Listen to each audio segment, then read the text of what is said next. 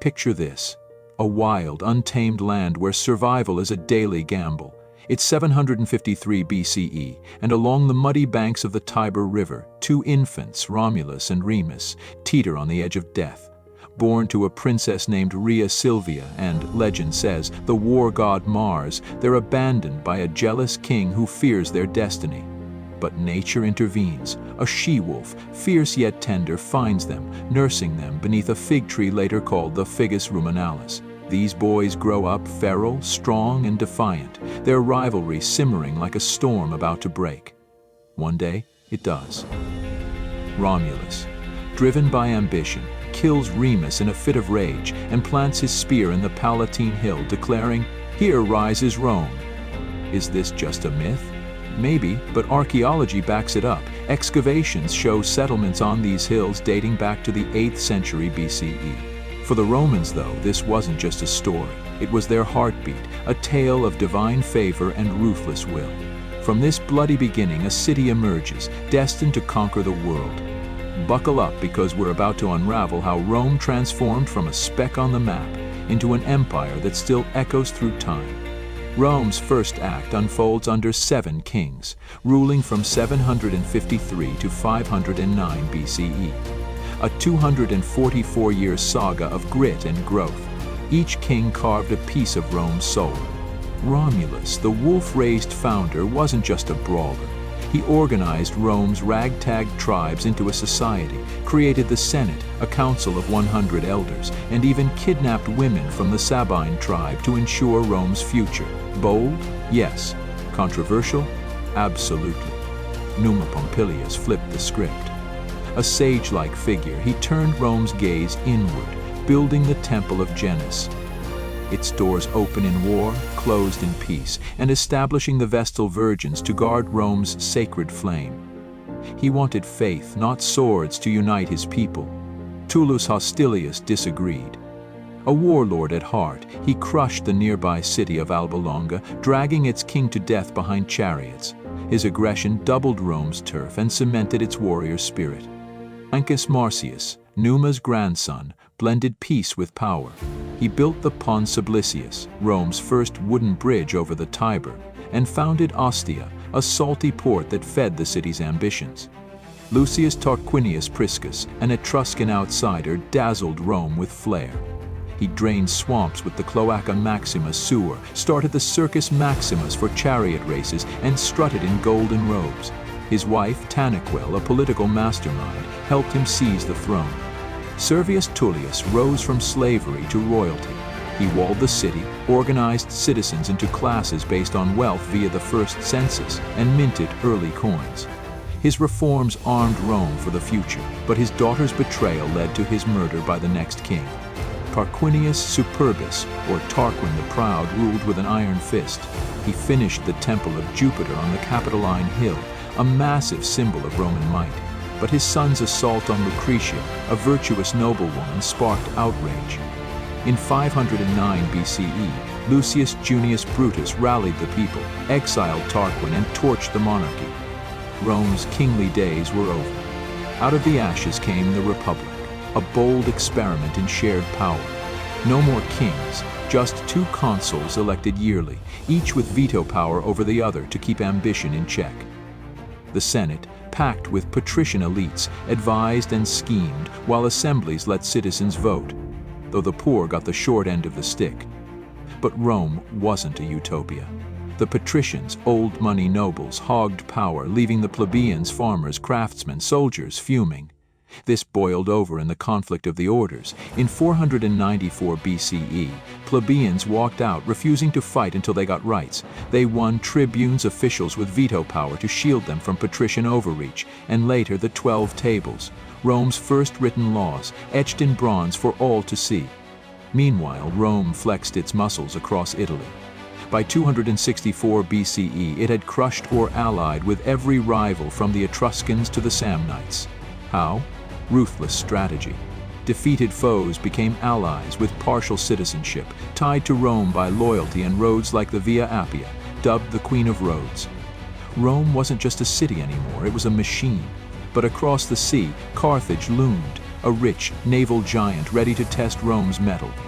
The Punic Wars, 3 showdowns from 264 to 146 BCE, were Rome's crucible.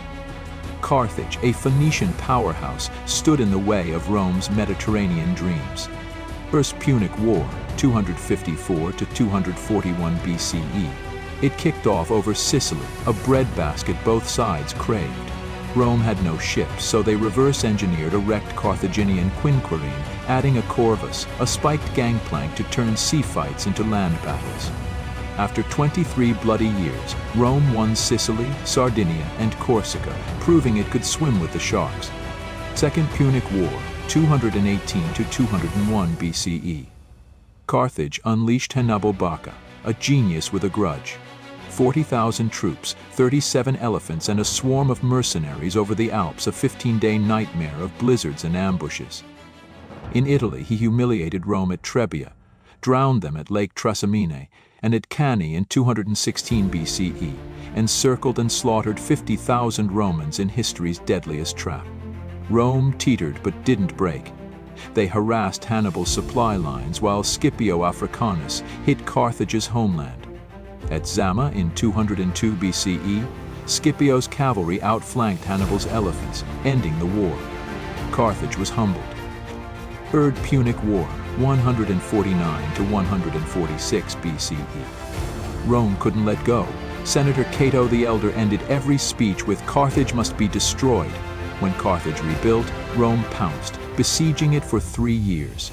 In 146 BCE, they stormed in, torching the city, salting the earth, and selling survivors into slavery.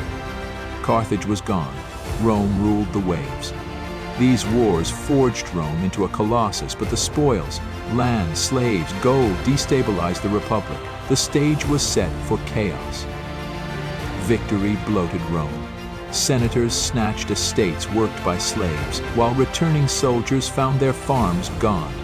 The gulf between rich and poor yawned wide, and the Republic's gears started grinding. Tiberius Gracchus, elected tribune in 133 BCE, saw the rot. He pushed land reforms to give plots to the poor, but senators, clutching their wealth, had him clubbed to death in a riot. Rome's first political murder. His brother Gaius tried again a decade later, adding grain subsidies and citizenship tweaks. He too fell to a mob in 121 BCE. Blood now stained the Forum. Then came the generals. Gaius Marius, a low-born war hero, shook things up in 107 BCE by recruiting the landless into the legions, paying them with loot and loyalty, to him, not Rome. His rival, Lucius Cornelius Sulla, went further. In 88 BCE, he marched his army on Rome to seize power, then again in 82 BCE, declaring himself dictator and purging enemies in a reign of terror. The Republic's rules were crumbling. Enter the first triumvirate in 60 BCE. Julius Caesar, a charming populist, Pompey the Great, a conquering hero, and Crassus, Rome's richest man. They carved up power until Crassus died fighting Parthia in 53 BCE. Caesar, flush from Gaul's conquests, where he reportedly killed 1 million and enslaved another, clashed with Pompey, the Senate's darling. In 49 BCE, the Senate demanded Caesar disband his legions. He crossed the Rubicon River instead, sparking civil war with 3 words, alea iacta est. The die is cast. Caesar swept through Italy, trounced Pompey at Pharsalus in 48 BCE, and chased him to Egypt, where Pompey's head was handed to him on a platter. There Caesar met Cleopatra, Egypt's cunning queen. Their romance birthed a son, Caesarion, and a vision of divine monarchy. Back in Rome, named dictator for life, he fixed the calendar, July, rebuilt the city, and forgave enemies, too many it turned out. On March 15, 44 BCE, the Ides, Brutus and Cassius led a pack of senators to stab him 23 times in the Senate House. They aimed to save the Republic. They killed it instead. Caesar's death unleashed hell. His heir Octavian, an 18-year-old nobody, allied with Mark Antony and Lepidus in the Second Triumvirate. They avenged Caesar at Philippi in 42 BCE, shredding Brutus and Cassius. But power splits 3 ways never last. Lepidus was sidelined. and Antony, smitten by Cleopatra, drifted east, gifting her Roman lands and styling himself a god king. Octavian, sharp and ruthless, spun this as treason. In 31 BCE, their fleets met at Actium. Antony's ships, bogged down by Cleopatra's treasure-laden galleys, floundered. Octavian's admiral, Agrippa, cut them apart. Antony and Cleopatra fled to Alexandria, where, cornered, Antony fell on his sword and Cleopatra clutched an asp, or so the story goes. Octavian, now 32, held Rome in his fist. He played it smart. In 27 BCE, he restored the Republic, stepping back with a bow. Pure theater. The Senate, awestruck, piled on titles. Augustus, meaning revered, and princeps, first citizen. Behind the curtain, he gripped the army, provinces, and treasury. The Republic was a husk. The Empire was born. Augustus' reign sparked the Pax Romana, 2 centuries of calm amid the storm. He slashed the army to 28 legions, built 50,000 miles of roads, and launched wonders like the Forum of Augustus and the Ara Pacis, an altar to peace. Rome, once brick, turned to marble. The empire sprawled over 3 million square miles, home to 50-60 million souls. Roads, laws, and Latin stitching it together. Augustus sold the dream hard, minting coins with his face and deifying Caesar. When he died in 14 CE at 75, the Senate made him a god. His successors, geniuses like Trajan, lunatics like Caligula, rode his wave. But Augustus was the architect of Rome's golden age.